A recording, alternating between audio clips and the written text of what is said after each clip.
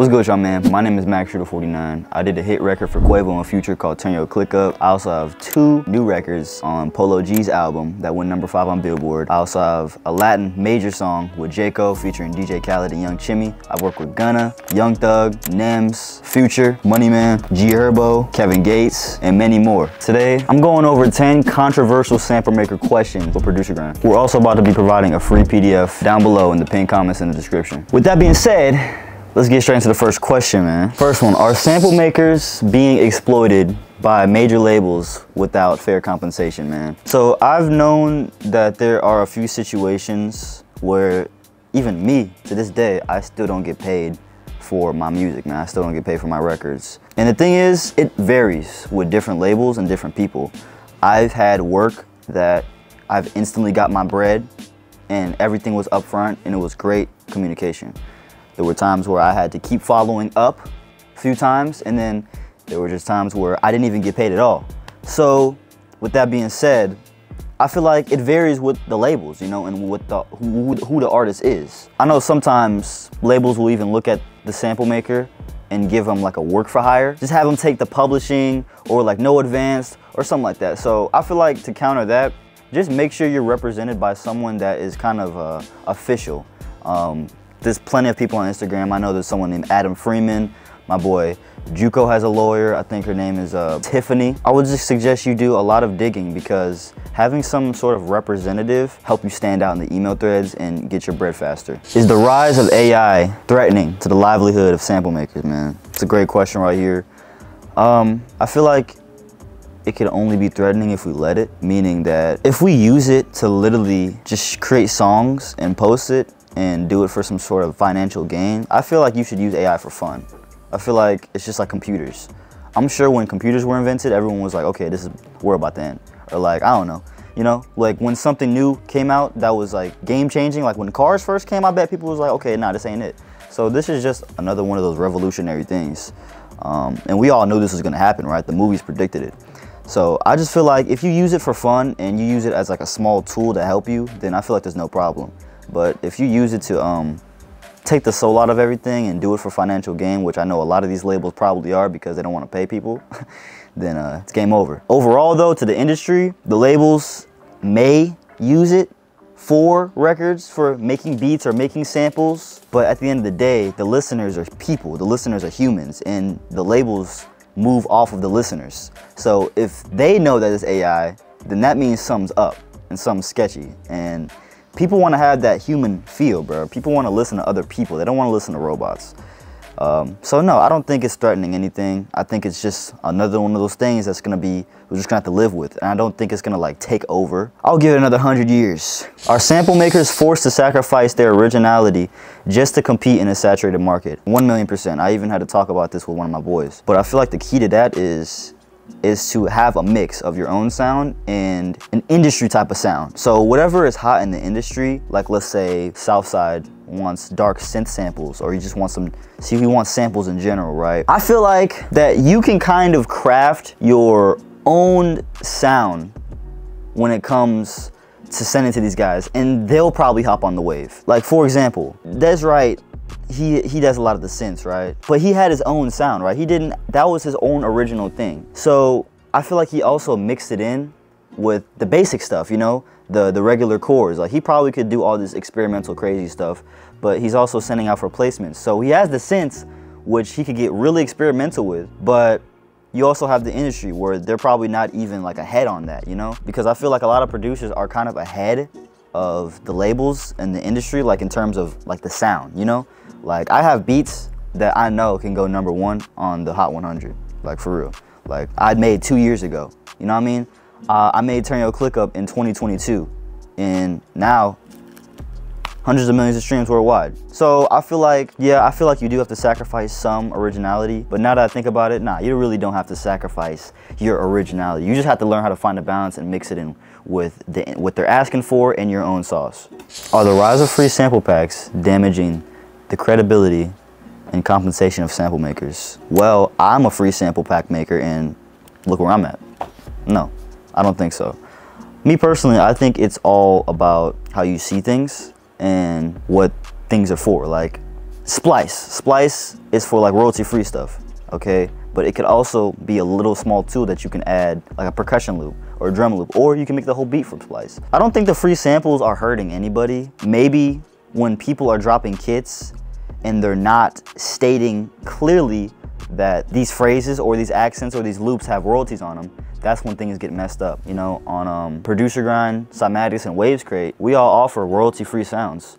So go get those. But we state that. There's a lot of people that don't state that. So make sure you make it clear. Other than that, I don't think it's hurting anybody. I feel like the free stuff is always going to be here, man, because it's a trade. Like, free stuff is always cool, man, for real. Even to me, like, you know, I be getting demos, I be getting free stuff all the time. So yeah. Are the sample makers' value to the industry undervalued compared to the impact of popular music? This is actually a funny question because I saw a post where it kind of discusses the same type of topic. So here's my input. I feel like the sample makers can be a little undervalued, but at the end of the day, it's who you're really building your relationships with. If you're building your relationships with people that do undervalue you, cut them off, man. Because even though you're in the industry where other people can dictate your success, basically like placements, like the labels have to play their beats or else to get or the artists have to use your beats, have to listen to your beats, like, or else you won't get paid. You know what I'm saying? Just the bottom line. I feel like it can, like, building relationships with those people that do undervalue you, I don't feel like you should be in a relationship with those people. As long as I've been in the game, bro, for about like almost 5 years, man, being a sample maker, I've never really had anybody kind of do me dirty on splits. I've talked to a lot of respectful producers. There were situations where I didn't get paid, right? Obviously, huge undervaluing, but I didn't really take it personally because, like I said, I had multiple streams already, like YouTube, Wavescrate. I don't really trip. So I feel like you have to give value to yourself, and a lot of things won't hit hard as you may think. So to wrap it up, yeah, I feel like sometimes, most of the time, sample makers are overlooked. But if you pop out, show out, really put your name out there, and you have a crazy determination, a crazy hunger, you're gonna get what you deserve. So I feel like you're gonna get your value by the work that you really put in. How should revenue splits be negotiated between sample makers and producers? You know me, I'm a 50-50 guy, but I'm very lenient on a 60-40 or even a 70-30. Now, the thing about this is, guys, this is a long-term game that you're in. This isn't anything that's going to make you a millionaire instantly. Go do something else if you want to do that. Remember, this is a creative job. So things are going to take time to build, you know, to grow the relationship. So at first, you may take a small cut. There's been plenty of times, even to this day, I take a small cut. I'm only doing that to build my catalog, build my leverage. I feel like you should not be so harsh on the negotiation unless you have plaques, billboards, you be popping out, you show out, you have a face card. And I'm not saying like not to know your worth. Everybody has a worth. But in the game that we're in, like I said, other people dictate it. You gotta play the game how it's supposed to be played, bro. And if you don't, then okay, that's on you. But me personally, I like to flow. I don't like confrontation as much. So when things are going smoothly with this producer and he's like, yo, we gotta do this. Like there's been plenty of times where, let's say I got like a placement and there was like, okay, we're doing a swap for this song.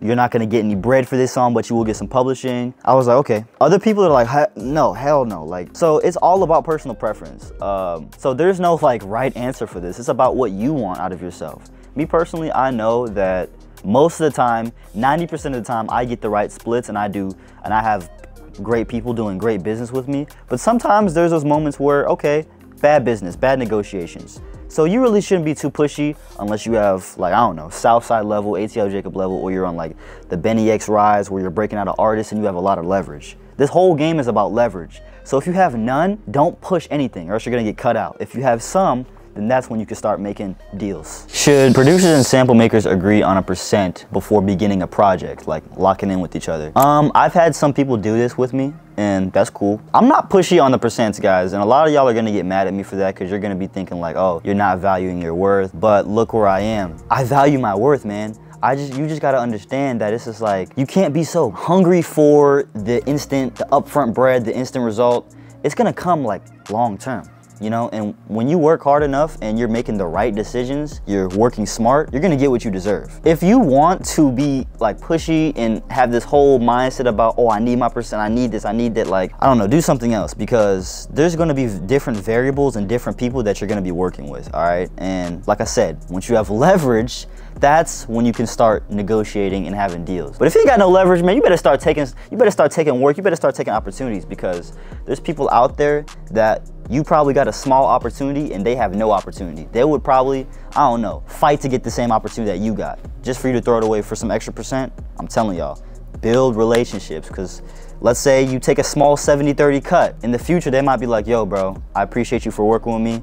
I want to give you some upfront bread for this, et cetera, et cetera, et cetera. They want to give you some more percent. So I would say, I don't think it's mandatory to negotiate. Everybody kind of knows that it should be like an equal type of thing, or maybe the drummers get more because they place it. You know what I'm saying? I kind of agree with that, with like a 60-40. That's cool, since the drummer did make it happen. We just made the sample. They're out there doing the hard work. Sometimes you can negotiate beforehand. Maybe that's the best move, but it just always depends on what type of producer you're working with. How can sample makers differentiate themselves, reaching out to bigger producers and not be perceived as spam? I think I talked about this in one of the modules in my masterclass, which is coming up. Make sure y'all go get that when it drops, man. This is this times 10 in that masterclass. So it all comes with first impression. For example, when I send Wheezy a sample, I make sure it's the hardest thing ever. Or when I first sent Southside my samples, I made sure I put the best stuff together.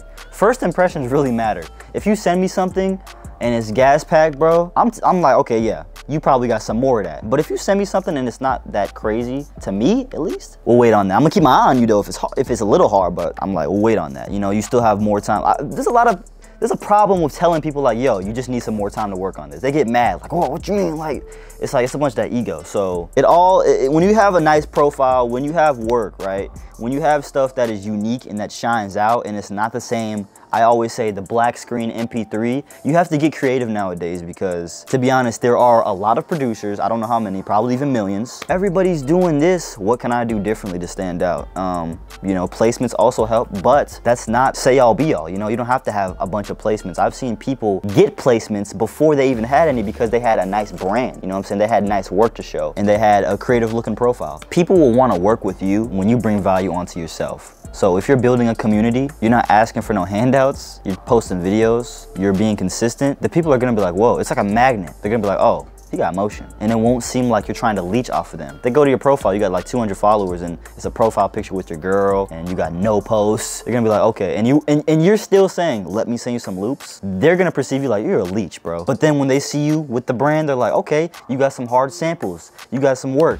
Okay, it's trade, it's value and value, man. What can you offer them? What are the most common mistakes sample makers do when they're trying to network with established figures in the industry? Being weird. Be cool, be chill. They're humans, guys. We're all people, bruh. I'm no different from you. People get so surprised when I look at the DM or respond like, I can't believe you respond. I'm like, bro, why wouldn't I? Literally be human. I don't know what to say. Act like yourself. Don't act like someone that's trying to like, oh man, you got a lot of places, bro. Can I send you some loot? Like all that ulterior motive gotta go out the window. If you're not making music with pure intention of building relationships and having great records drop and pushing and innovating the sound of the culture, you know, you're doing something else, which is cool. But like I said, bro, build relationships, be cool, be chill about it. Don't be a spammy guy, bro. I got a closeout question for you. What experiences and strategies that worked out for you when it comes to networking in the music industry? Let us know your thoughts in the comments below. And on your way out, make sure you grab my free artist pack, man. A bunch of phrases, profit runs, thousands of pieces of equipment put into this. Go grab that masterclass that I'm dropping soon and go join the waiting list.